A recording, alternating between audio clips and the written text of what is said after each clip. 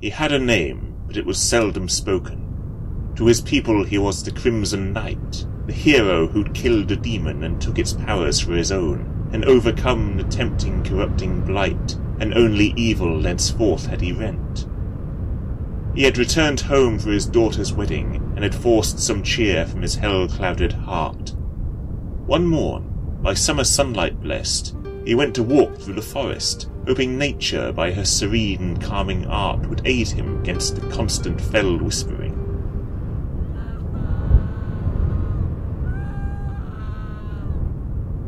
A mile or so from town he heard a scream. A second later he heard many more, and with them a dreadful clamour. He had drawn near some great danger, and from his mind he conjured his sword as he followed the sounds till a dread scene. He soon came to a caravan in distress, blocked by felled trees and assailed by brigands who had already killed many, and hunted the rest merrily. The Crimson Knight saw the chaos at hand and set all thoughts of serenity to rest. He let the armour of steel and sinew emerge from his flesh and close o'er his rich weeds. In moments he was a foul sight, a hell-sent and blood-strewn knight whose ere bloody sword twitched impatiently for the murderous deeds it now must do. He called in a voice in no way a man's for the merchants who lived to flee past him down the road and swiftly away from what must soon become a fray. Most simply stood, petrified, all thanks to him, for this madness they could not understand. With nothing else for it then, he advanced upon the closest of the bandits who struck with his mace at the grim helmet, yet no gain did his swiftness get, and scant time had he to ponder his ill luck as the knight split him from shoulder to arse. This act seemed to bestir the rest at last, for the surviving merchants began to flee, and the 20 or so bandits ready to make a fight of it, and together they called out oaths most ugly, and charged the Crimson Knight, wild and fast. He was faster than his armour implied.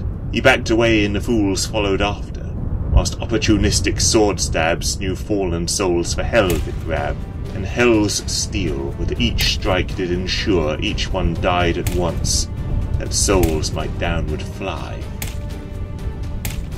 One by one the outmatched brigands did fall, and ere long their gang-born courage was gone. When they numbered only 3, they tried to make for the trees, but they did not manage to run for long.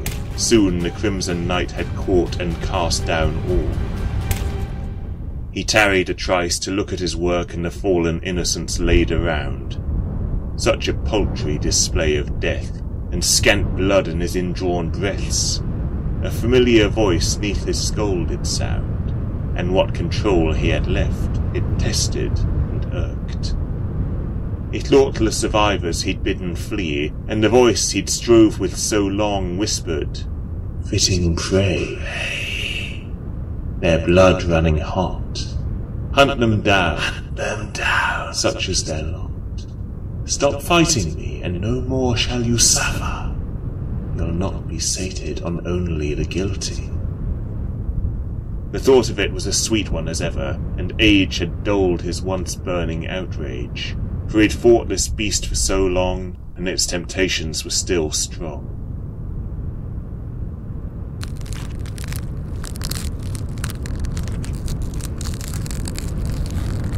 Sighing, he forced it back to its old cage, as his skin absorbed his sword and armour. Dressed once more in human flesh and clothing, he started back to the town to seek aid. For the innocents thus murdered, decency bid to be interred, and their families must be struck with dismay. Against all this, he longed for the peace of killing. He did not know how long he could endure, and somehow there was always another battle. Duty's call and the once pure need were falling to an urge to feed.